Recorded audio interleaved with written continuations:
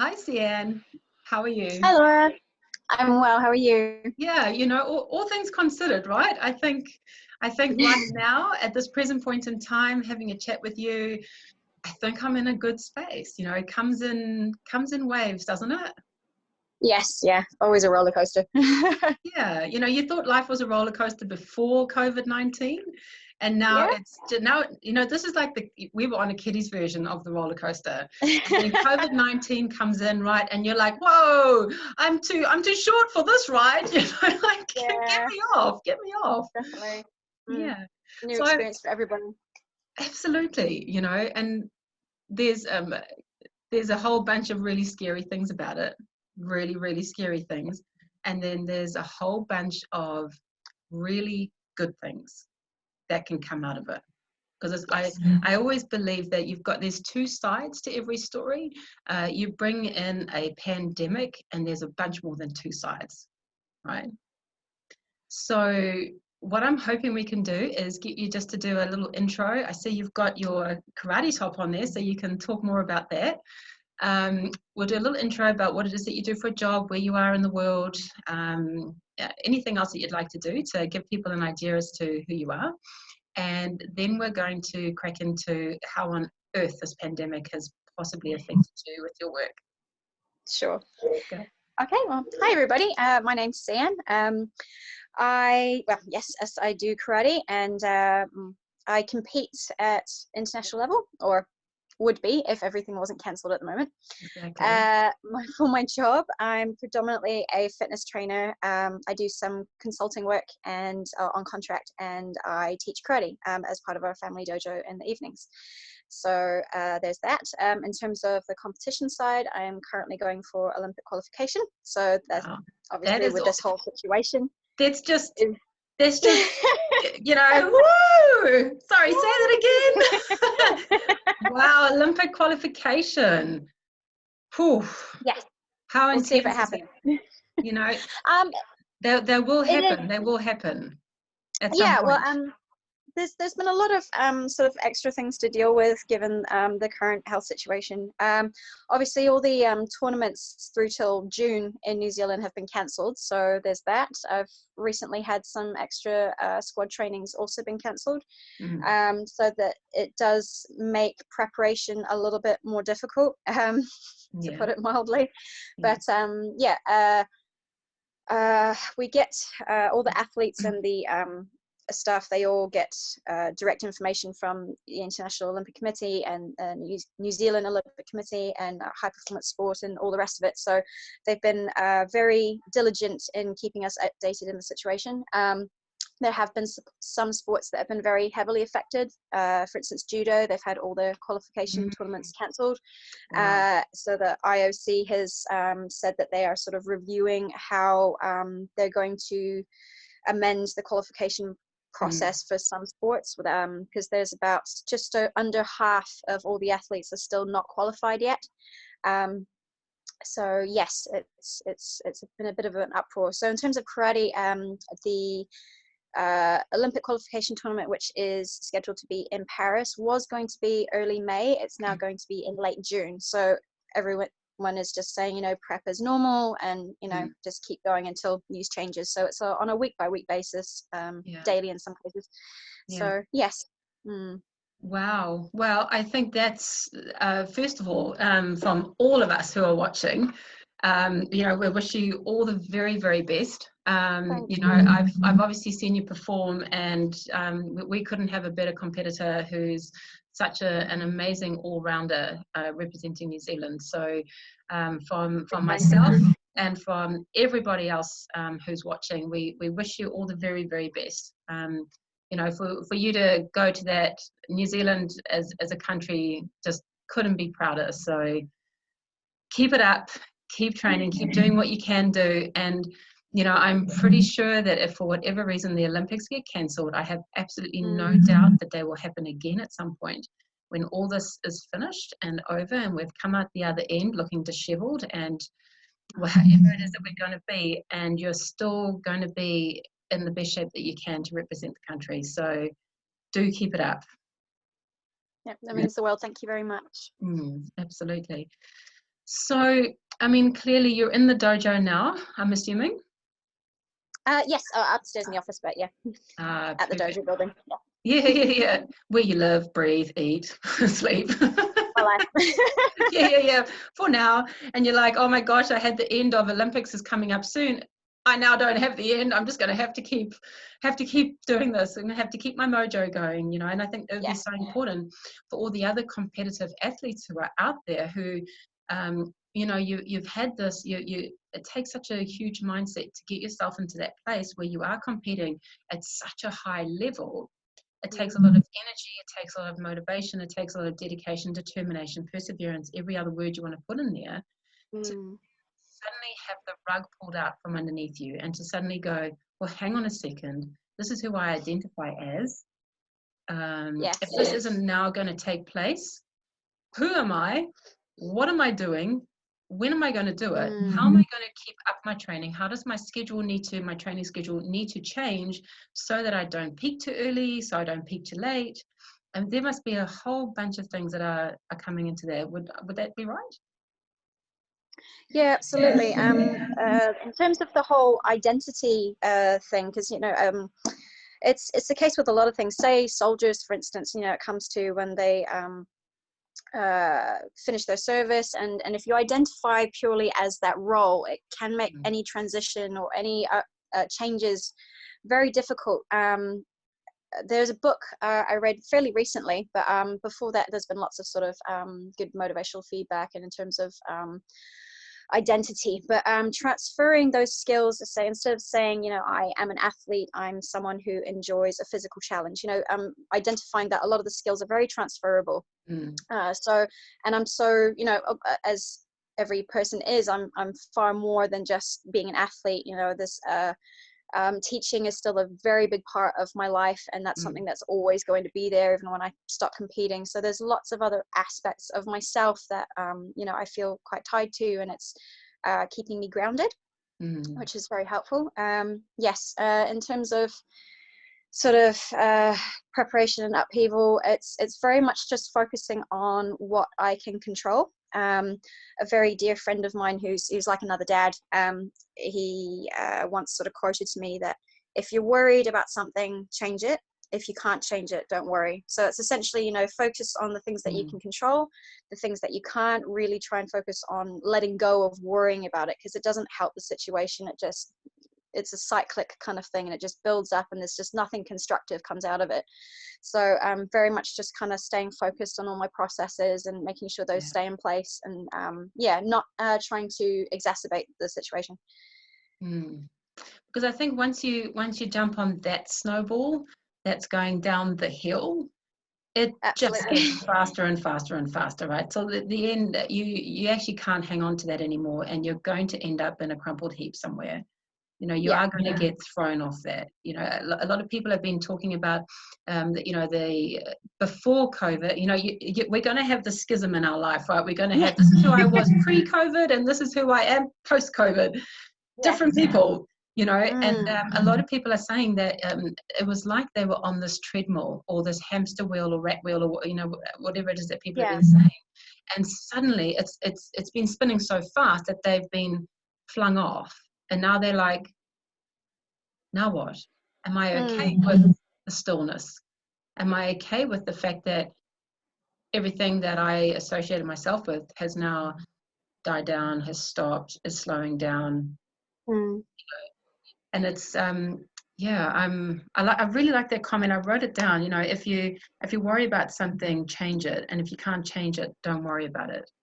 Is that what you said? It's easier said than done, but helped me in a lot of situations.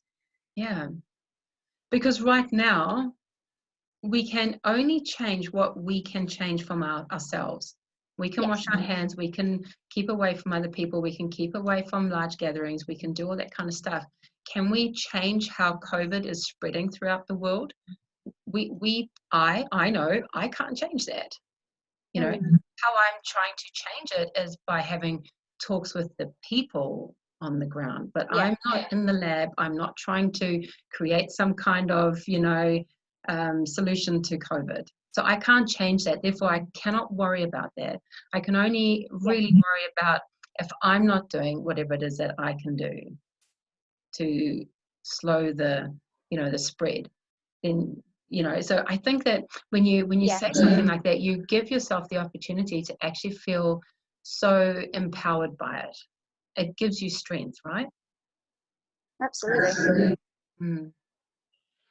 At that time where I think all of us are trying to pull on something to keep us afloat, Yes. that we're looking for lifelines, we're looking for solutions, we're looking to see what it is that other people are doing, because none of us have been in this situation before. And if something is working for somebody else, we are probably more likely now to actually hear what it is that people are saying and to be like, I wonder Yes. if maybe I should apply this to my life and just see what happens.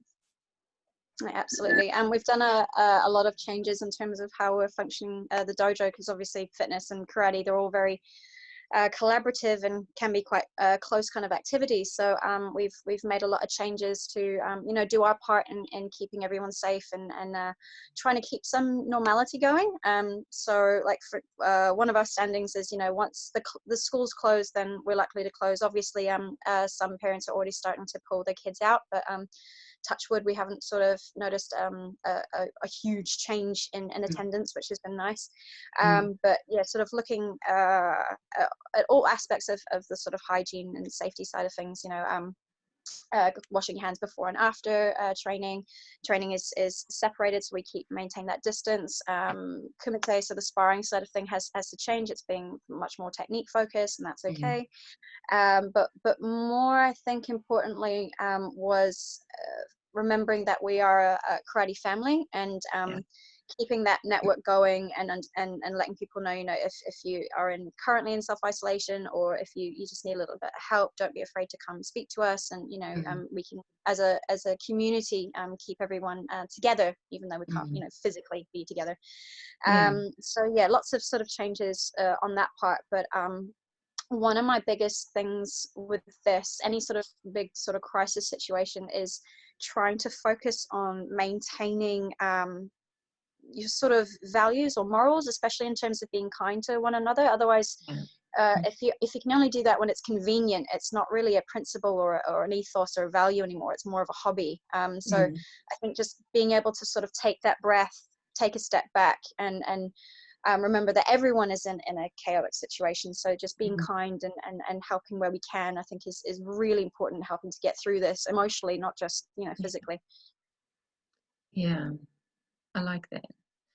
And I think if we have the opportunity to start to go into that ourselves, go, how kind am I being?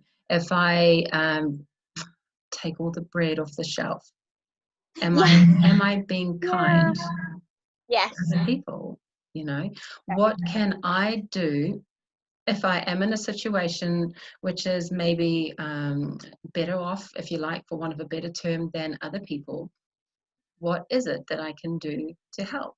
If I'm somebody who is normally in a group fitness type class, so I go to the gym and we're normally doing a weight workout together, or I can't now go to the gym, or I'm part of a cycle club, or I go tramping and they've just closed all the dock huts and everything around. I saw a post. So we are being slowly more and more restricted and limited in what it is that we're doing.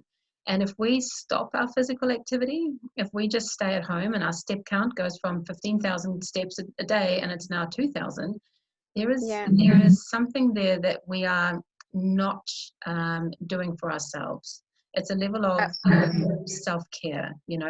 We can't let COVID stop everything that gave us pleasure, and that made us feel good, that released the serotonins and released the dopamines and released all of these things, because then we might as well just shut ourselves up in a dark room and wait until it to be over. You can, there's the possibility for virtual karate classes, for example. There's the possibility that you can download a yoga app. There's just so many things, right? Yeah, that's what our club is looking to do. We're trying to make it available as soon as possible, but basically having live classes online, so members still get the classes. And again, it's more in preparation for if the country goes into lockdown and we have to shut the dojo. But keeping the class times at the same time, people still advising people to get into your gi, prepare as you normally would, except you're just doing it at home or in your backyard, wherever is convenient. But we're trying to get that up and running as soon as possible for some families that are already wanting to isolate themselves or are just sick with a normal flu and just kind of wanting to stay away. That's fine. So we are looking at making adaptations to training, but to keep life as normal as possible. I know exercise is always one of those things where people kind of on their own journey in terms of where they value it. And it is one of those things that is at the bottom of a lot of people's list. But ironically, exercising regularly is something that helps keep your body healthy and your immune system going. If you just sat down and did nothing for 2 weeks and just eating junk food, I couldn't help but notice all the chocolate that was on sale is now gone. The chips, everything, all the bad stuff.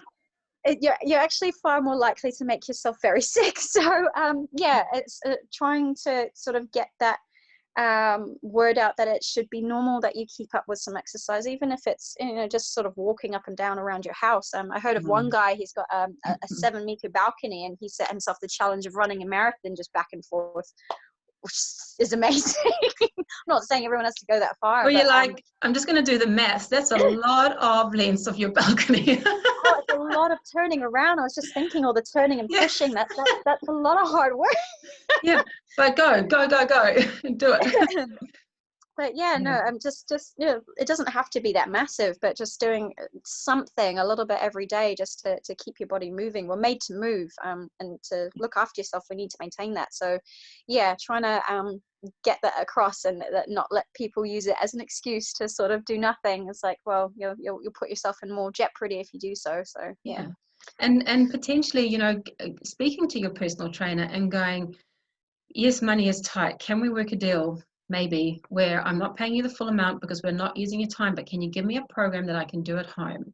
And exactly. I'm still going to pay you, because then I'm looking after you and you're looking after me, and together we're going to be stronger, and we're all going to get out of this at the end. And I haven't lost, I haven't gained my tummy back, or I haven't gained my flabs, but I've still been able to do something in my own space, and I still am feeling better about it. I like to think about, that there's so much, our body is made up of so much water, so much fluid, right? And water likes to move, right? If you have a puddle and it's been sitting there for days and months, it goes green and it gets algae and it gets mozzies and it gets bugs and slime, and it just like makes you want to just be like, I can't stand it. So that is how I think about it, that if people can't get out, if they're starting to get cabin fever, stretching, just stretching, moving, speaking to your personal trainer, getting online if your gym or whatever has got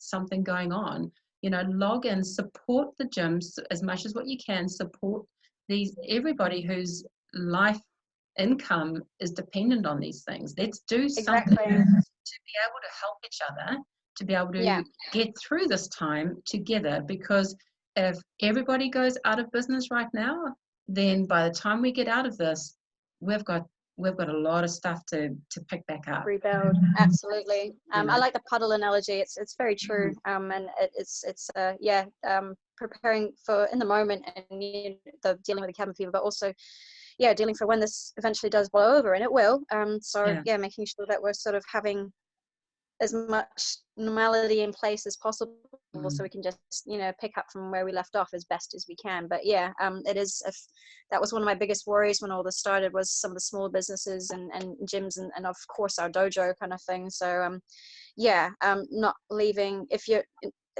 everything else for you is normal, not leaving people out to dry, sort of thing. Like the same with all the other things that I pay for, trying to keep that as normal as possible. So keep afloat, work as a team. Work as a team, exactly.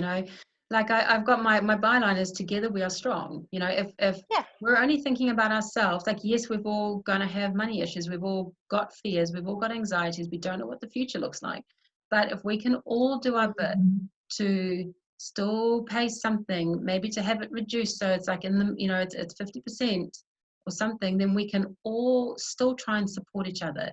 We can all come together. We can all spider web and connect ourselves to be able to bounce back. Yeah. You know, if we, like you say, if we leave each other high and dry, we're all screwed. You know. Yeah, exactly. You might get some in the group that are, you know, doing well because they've, you know, done what they need just for them personally. But I mean, if at the other end of it, if no one else is in a similar position, you can't really do anything with it anyway. So it is one of those cases where I think it does need to be a little bit, yeah, it's got to be a lot of love sort of spread around kind of thing, and to help keep everyone afloat. So yeah, that everyone will be normal again. Yeah. So. And please that it happens soon. We're sorry, universe. We're sorry, Earth. Nice. Yeah, we take it all back. Yeah. We take it all back. Yeah, it's okay now. We've learned our lesson, we promise. We haven't learned our lesson yet. You know, we'll be good. Yeah. It's going to take a little bit of time. So in closing, what I'm wondering is, do you have any insight that you would like to provide somebody, or any motivation or anything just for them just to go away and think on? I think the two main ones is kind of recap on what we already talked about, but the whole focusing on what you can control, you know, preparing for the what ifs, but trying to let go of the things that you can't change, which, believe me, I know is easier said than done, but trying to use that energy in something constructive, find something else to do with it.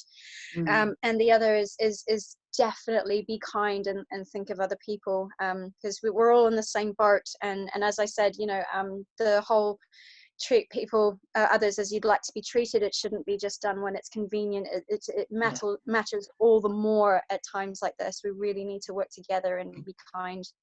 Those are my two big things.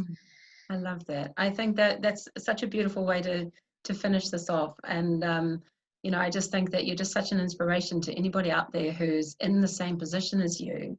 Not necessarily all going to compete at such a high level, but for people who are personal trainers, who are sole business owners, who are, you know, the little people, as people like to say, you know, the ones that aren't the big corporates.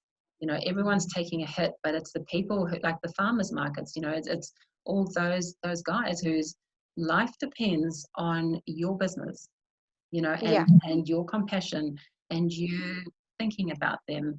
That if we can try and remember that, and we can try and do something about that, then we are doing whatever it is that we can to help. And at the end of the day, it's not about how much money we make. It's not about, you know, how well we survived. It's how many people survived, and how do we now feel about ourselves if we reflect back on how we handled ourselves. Definitely. We all want to at least come out of this and just be like, you know what? I didn't always know what it was that I was doing, but I did the absolute best that I can with the knowledge that I had at the time. And if you can say that, then you're in a better place than, you know what? I only thought about myself. I don't feel that good. Or I came into contact with somebody who had coronavirus, and I just went ahead and met up with other people. And someone then now has died. How do you be okay with the fact that you have potentially played a huge part in getting them to that, you know, to that position? So absolutely. We do what it is that we can right now. We just be mindful that at some point this is going to end. We're going to be okay. We're going to keep connecting. We're going to keep talking. We're going to keep supporting each other, and we're going to do it with love, and we're going to do it with compassion, and we're just going to be a better group of people at the end of it, worldwide, not only for New Zealand. Definitely. My hopes are high for New Zealand, because we're generally quite a, you know, the analogy, you know, 8-wire kind of mentality, and generally dealing well with adversity. So I'm hoping this is still going to be one of those cases. Exactly. Hey, well, thank you so much, Sian, for you know, coming out and giving us a hand with this, and for spreading your message. You know, it's so lovely to have you on board. Thanks for inviting me. Yeah, so please just keep it up, keep positive, keep the faith going, keep training. You know, we want you to go and represent us, you know, And we want you, we do wish you all the very, very best to you and your family. Appreciate Awesome. it. Thank you so much, Laura. No worries. Thanks, See you everybody. then.